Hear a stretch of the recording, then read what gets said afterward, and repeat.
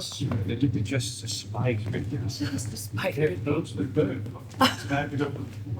Oh, I will help him sing English.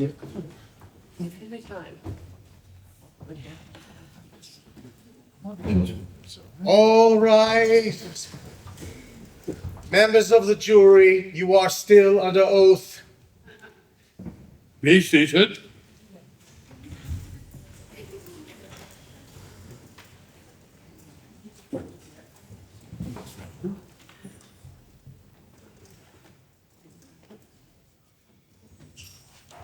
Miss Chamberlain, you may proceed with your next witness. Thank you, my lord. Call Captain Crawford Reese. Calling Captain Crawford Reese.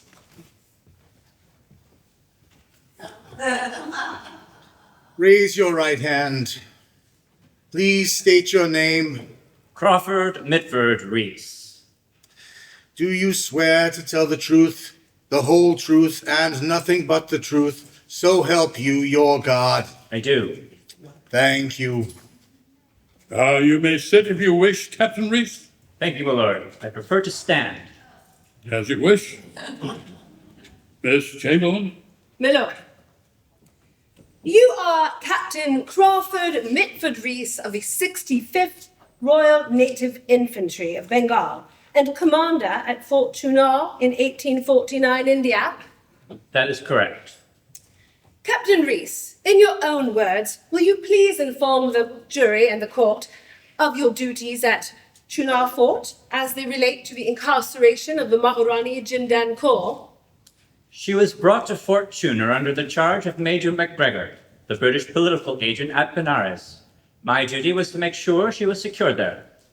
Yet, she escaped under your watch, did she not? That is correct. Disguised as a lowly person. And with outside help, we received information she had made her way to Kathmandu in Nepal. Did she ever cause you any troubles within the fort? No, she always behaved properly.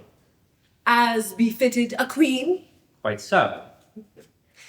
Did she ever hand you any letters to be delivered to anyone? She did. To whom were these letters addressed? To the resident agents of the East India Company and to the Governor General, Lord Dalhousie. Were the letters delivered? They were. Was there ever any reply? Not to my knowledge. Could these responses have been delivered to the Maharani without your knowledge? No, not likely. So, no response was ever received to the Maharani by the many letters she sent. That is correct. Did you ever have any conversations with the Maharani? I did. What were the nature of these exchanges? She spoke about the difficulties of her incarceration at the fort, about her young son being taken from her, and about the jewel being taken. The jewel? Which jewel? The Koh-I-Noor Diamond. Were you present when the second Treaty of Lahore was signed between the British East India Company and the Sikh Kingdom of Lahore? I was. In what capacity? I attended the officials. Under Lord Dalhousie's orders? That is correct. Was that when Lord Dalhousie acquired the diamond as war booty? Objection. Overruled. We will hear what the witness has to say. You may answer the question, Captain Reese. The stone was not handed directly to Lord Dalhousie, my lord. It was surrendered to agents of the East India Company. On whose behalf? Lord Dalhousie. Who else was present? Lieutenant Colonel Frederick Maxson, Lord Dalhousie's nephew, Captain Ramsay, and a Mr. Onslow, private secretary to the chairman of the Court of Directors of the British East India Company. Ah, the very same people who assisted with the diamond's transport from Bombay to London aboard the HMS Medea. Is that not so? Yes. Again, under whose orders? Lord Dalhousie's. He was the person directly responsible for the jewel's transfer under the terms of the treaty. As I recall, the Governor General's possession of the diamond, rather than the East India Company's Court of Directors, was quite controversial. Please, explain.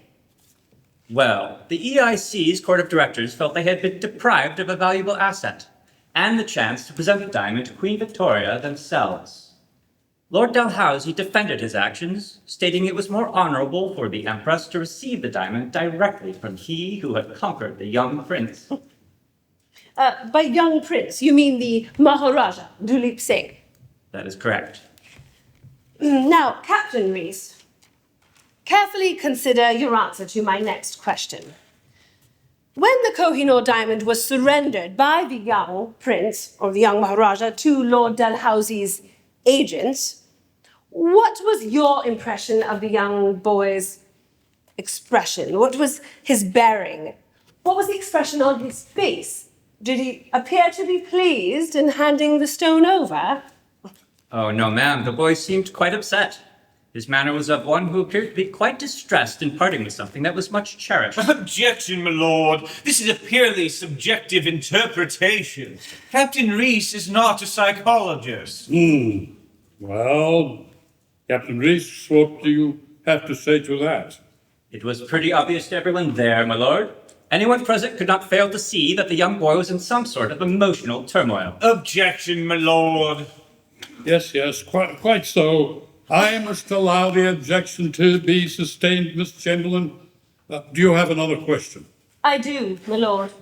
One final question, Captain Reese. Are you aware of a certain letter written by Lord Dalhousie to his friend, Sir George Cooper? I was taken into confidence by a close friend, a clerk who worked for Sir George. He told me of a letter in which Lord Dalhousie had alluded to the acquisition of the diamond as a historical memorial of conquest, and referred to his wish for it to be officially surrendered to Queen Victoria by demonstrating his personal involvement and motivation in coercing the young Duleep Singh into gifting the gemstone to the crown. In coercing the young Maharaja, you said? Yes, in Lord Dalhousie's own words. Thank you, Captain. Your witness. Captain Reese, did you ever actually see this letter? No, I did not see the letter. So your entire testimony regarding its contents, and thus implicating Lord Dalhousie, is based entirely on hearsay? No. I trusted the information given me by someone who did see the letter, for it was he who was directed to document and pass on Sir George's response. My lord, if my learned friend wishes to see the document, it is on file in the National Archives. I have no further questions for Captain Reese. Thank you, sir. Mr. Barrett, No further questions, my lord. you may step down, Captain Reese. Thank you. Miss Chamberlain, My lord, call Maharani Jindan Kaur. Calling Maharani Jindan Kaur. Please state your name. I am Jit Kaur Olak, also known as Jindam, daughter of Manna Singh Olak of the Olak Jat family, youngest wife of Ranjit Singh, the first Maharaja of the Sikh Empire, and mother to the last Maharaja, Duleep Singh. Your Highness, do you swear to Yes, I do. so help you? Yes, so help me, my God, Vaheguru, the one and only Creator. My lord? that is acceptable. You may proceed. Miss Chamberlain, Thank you, my lord. Your Highness, will you please inform the court of your association with the diamond known to the world as the Koh-I-Noor? Well, there is much to say. Where shall I begin? Wherever you wish, Highness. First, I thank you for your courtesy. Permit me to tell something of myself and how from the beginning my life was woven into the fabric of this tale. Initially, we lived under the influence of the East India Company's ally, made Maharaja Gulab Singh, the first emperor of Jammu and Kashmir, who previously possessed the diamond. In time, when my husband acquired the stone, he would affix it to the front of his turban and parade on elephant to enable his subjects to see it. Sometimes he'd wear it as an armlet to major festivals. He often took it with him during his travels to exhibit to prominent visitors, especially British officers.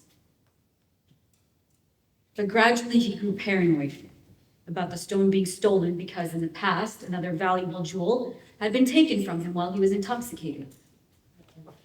So he kept the diamond hidden in a high-security facility at the Gobindgarh Fort, and great secrecy was maintained. Only my husband's treasurer, Bailey Ram, knew exactly where the diamond was. Maharani, are you unwell? No, thank you. Would you like some water? No, thank you. I'm collecting my thoughts. Very well. Please continue. Unfortunately, my husband took ill. And there was a lot of malicious gossip about me, including the blatant lie that I poisoned the Maharaja. I did not.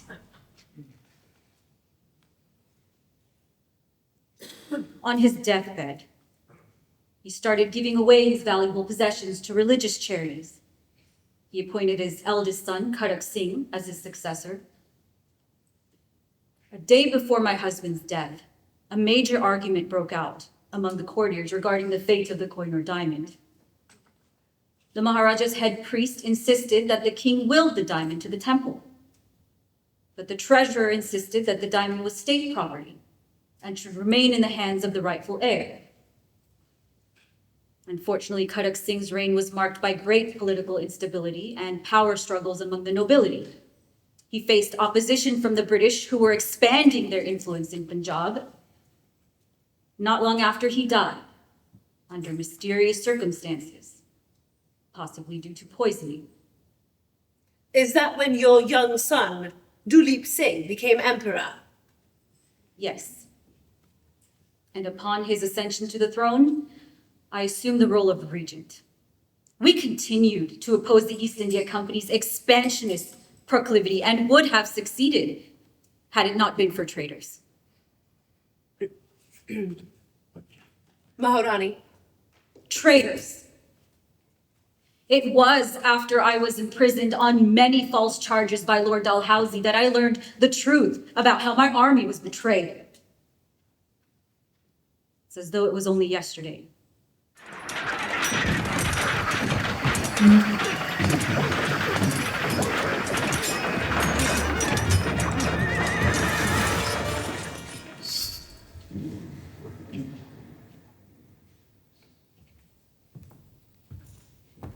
What is it, Captain Reese? You have a visitor, ma'am. A gentleman who wishes to speak with you. Do you wish to see him?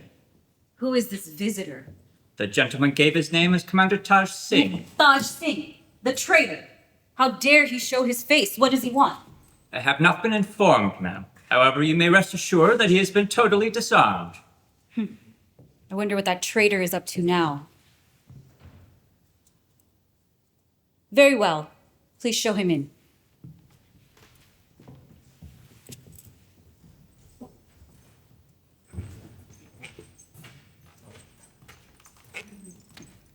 I will be just outside the door, ma'am. Your Highness, Why are you here? I've been falsely accused of being a traitor. I wish to explain. Explain how you are a traitor. Traitor? No, Maharani, no. Please permit me to speak. Now go on, tell me how you betrayed your own people. Wasn't that simple, Maharani? I had no choice. Choice? How dare you? You had but one choice, the right... Enough. Did you not swear loyalty to your king? Yes, I did, Maharani. Then why did you leave the battlefield at a decisive moment when we could have beaten the British? And then later, why did you sign that treaty with them? Again, I had no choice.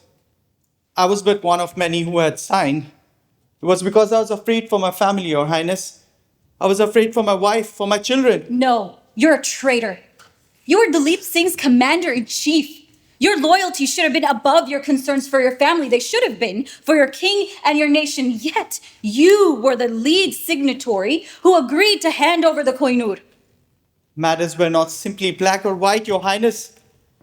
Yes, we can put on our rosy-tinted glasses and pretend that all was well in the kingdom, that the matters were perfect, but they were not. There was so much strife and warring between us. There was a huge breakdown in our large Khalsa army, which resulted that we were lacking food for our soldiers. While at the same time, the juggernaut of the British army was sweeping across the land in largely superior numbers and equipments. We were defeated long before the battle, Your Highness. And after the war, I was forced to sign the article, which stipulated that the Koh-I-Noor was to be surrendered by Maharaja of Lahore to the Queen of England. And why were we defeated? It was due to you, who deliberately undermined our Khalsa army to ensure the British victory at the Battle of Sabran. You and your cohort, that other traitor Lal Singh, saw to it that the pontoon bridge connecting the two flanks of the river was destroyed. Our army was trapped. It was decimated on the other side. You collaborated with the British. You provided them with the information to facilitate their victory. No, it's a lie. It's not what it seems, Maharani. Lie. Then why did the British reward you with money and titles and land? Tell me that. The situation within the overall context of the war was complex.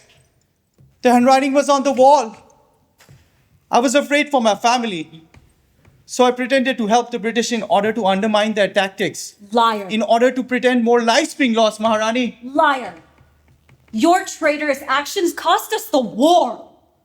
You lost us the land, you lost the Koh-I-Noor Diamond, and now you are benefiting while our kingdom is gone.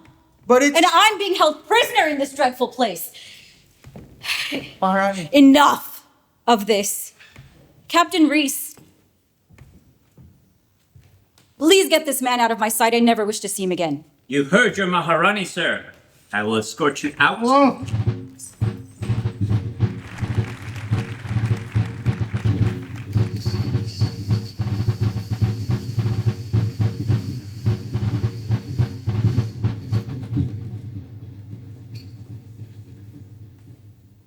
Taj Singh's actions played a significant factor in the downfall of the Sikh Empire and the fate of the Koh-I-Noor Diamond. Thank you, Maharani, for your testimony. No further questions. Maharani,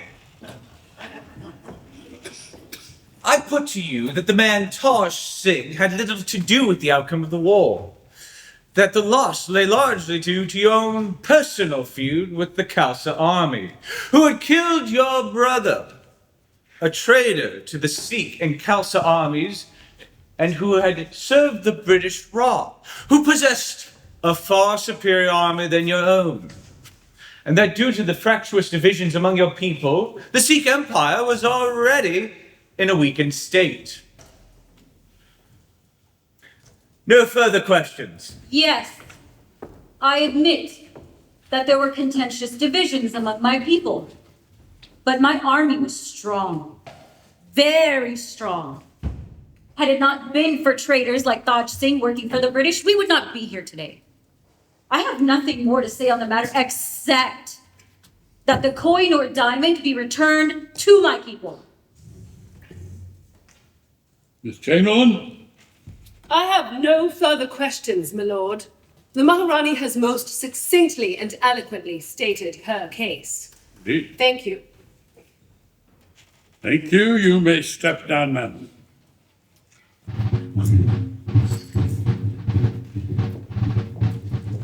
Miss Chamberlain? My lord. Prosecution would like to call Maharaja Dulip Singh. Calling Maharaja Dulip Singh. Please state your name. I am Dulip Singh Bahadur, the youngest son of Ranjit Singh, founder of the Sikh Khalsa Raj, the Sakari Khalsa or Sikh Empire, after whom, on accession to the throne as a boy, I became the last Maharaja. Your Highness, do you swear to tell the truth, the whole truth, and nothing but the truth, so help you? Yes, so help me God. Thank you. Everyone? Your Highness, regarding the Koh-I-Noor Diamond, the court has heard from various witnesses about its checkered history and how you were the one who handed it to Lord Dalhousie of the East India Company in 1849. Will you please give us your views on the matter? Gladly. My father, Ranjit Singh, controlled the Punjab for nearly 50 years before he succumbed to the devices of the East India Company. Following the Treaty of Lahore, I was manipulated into handing over the diamond to Lord Dalhousie's representatives. I was not quite 12 years old. Not long after I assumed the throne, I was formally deposed, exiled, cut off from my roots and culture, and placed under the guardianship of Dr. John Spencer Logan of the Bengal Army and his family in Lahore. From there, I was moved to Kanpur, where I was forbidden contact with any Punjabis. A Hindu named Bhajan Lal was appointed as my personal attendant. He'd converted to Christianity. Surreptitiously, he introduced me to the religion by reading to me from the Bible, telling me this was the one and only true faith. I was too young to know better. Do you know why you were removed from your mother and from your people? It's obvious, isn't it? To take my land, to take whatever they could, to hold sway over me, to prevent my mother, the regent, from having any influence over me, to turn me into a Christian, to steal the Koh-I-Noor Diamond. Indeed. I have here 2 documents, one written by Lord Dalhousie, the other by your guardian, Dr. Logan, in a report to Queen Victoria in which he writes, "There appeared to be no alternative left to our government than to remove young Maharaja from his throne and at once to annex his country to our territories." He goes on to provide the Queen with further justifications for British actions. The documents speak for themselves. They certainly do. Now, would you please tell us what happened later? It is said you willingly gifted the diamond to Queen Victoria. Willingly. I wouldn't say that. It's a matter for debate. Another perfect example of me being manipulated. Manipulated? That's a strong statement, sir. When you say manipulated, sir, what exactly do you mean? Were you threatened in some way? No, it was much more subtle than that. Please elaborate. Well, it happened when I was in the morning room. In Buckingham Palace? Yes, there.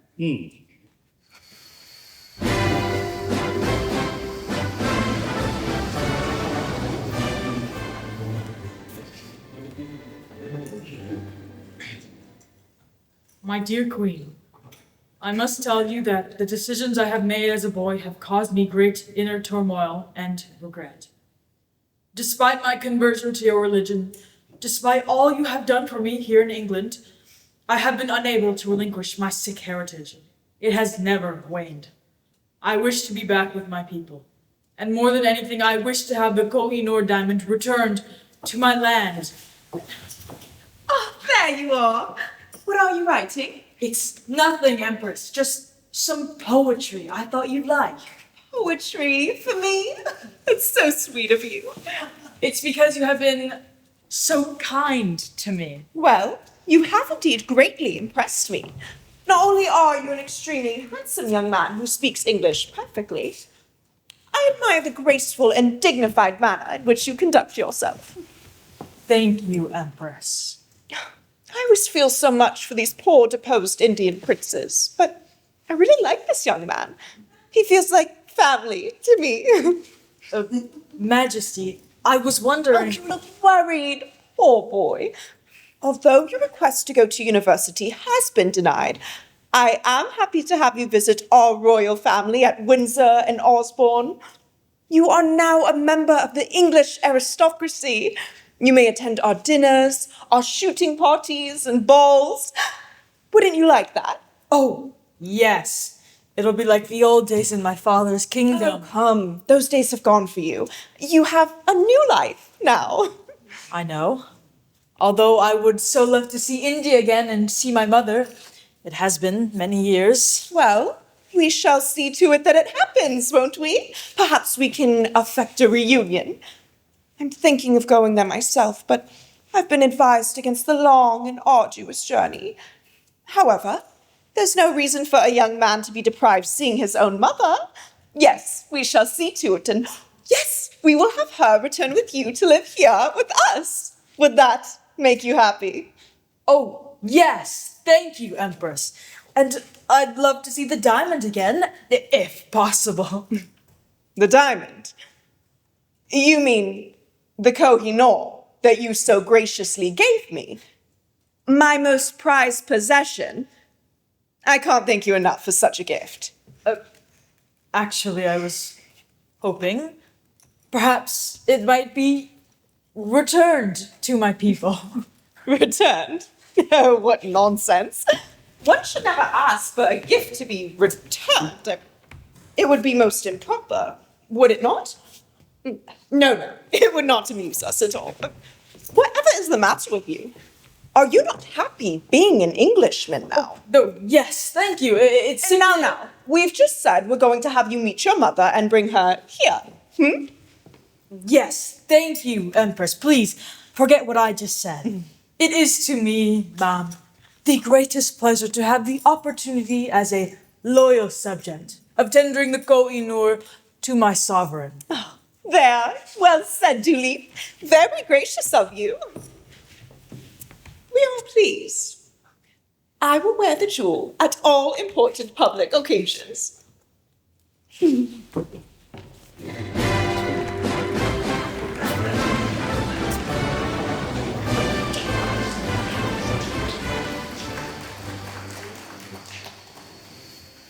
And that is how it came about. I was hardly in a position to do anything about it. But the Queen did keep her promise. I did get to see my mother again, and she did return to England with me. Thank you, Your Highness. No further questions. Sir, for the record, please confirm that you willingly bestowed the diamond to Queen Victoria. Willingly, Is that a yes? I suppose so. In a manner of speaking. No further questions. You may step down, sir. Thank you. Miss Chamberlain, Mr. Barrett, do you have any other witnesses to recall regarding this matter? No, my lord. No, my lord. In that case, you may proceed with your summation. Thank you, my lord. Members of the jury, this trial isn't just about returning the alleged stolen diamond. It is an indictment of how modern nations should deal with a colonial legacy of looting. I will try to be brief. Yes, we've been informed of the current Indian government's views on the matter. But I ask you to think about what we are dealing with here. As we have heard, if the British didn't acquire the diamond forcibly, then the concept of coercion has acquired a different meaning. To them, to this commercial company, the symbol of prestige and power was irresistible. If they could own the jewel of India, as well as the country itself, it would symbolize their power and colonial superiority. It was a diamond worth fighting and killing for. More than ever, the East India Company did whatever they could to keep track of the Koh-I-Noor Diamond so that it ultimately became theirs. Now, if you were to ask anybody what should happen to the Jewish art stolen by the Nazis, everyone would say, of course, they've got to be given back to their owners. And yet, we've not come to say the same thing about the Koh-I-Noor Diamond, also taken at the point of a gun. So what is the moral distinction between stuff taken forcibly during colonial times? If the British crown jewels were taken by a foreign nation, how would we react? My learned friend will tell you that this court deals only in facts. Maybe so. But surely, underlying these facts, there is a morality to a crime that has been committed. Therefore, I urge you to bring in a verdict that informs the court for the Koh-I-Noor Diamond to be returned to its rightful owners, the Sikh nation of India, regardless of what the current government of India says. Thank you.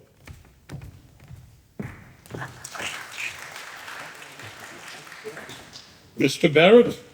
Thank you, my lord. Court of law deals only with facts. Who exactly should the British government return the diamond to? Who really owned it? Uncovering the line of ownership of a gemstone like the Koh-I-Noor Diamond is tantamount at best to compare with, say, the question, who do the British lands belong to? The ancient prehistoric inhabitants? The Britons? The Vikings? The Anglo-Saxons? The Normans? We are here today, as is the Koh-I-Noor Diamond. It belongs to Britain today. For the many rulers who once claimed ownership led countries that no longer exist. That is the biggest difference between the art and treasures looted by the Nazis and items taken during colonial conquest. That is to say, who is the first and most legitimate claim to anything?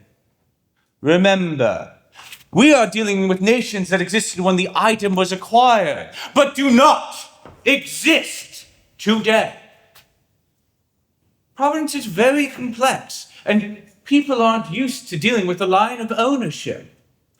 To summarize, the diamond changed hands between various South and West empires until it was given to Queen Victoria. The British government has rightfully rejected all other claims. Today, ownership is non-negotiable. The Koh-I-Noor Diamond has been a part of Britain's heritage for 150 years and shall remain in the country to perpetuity.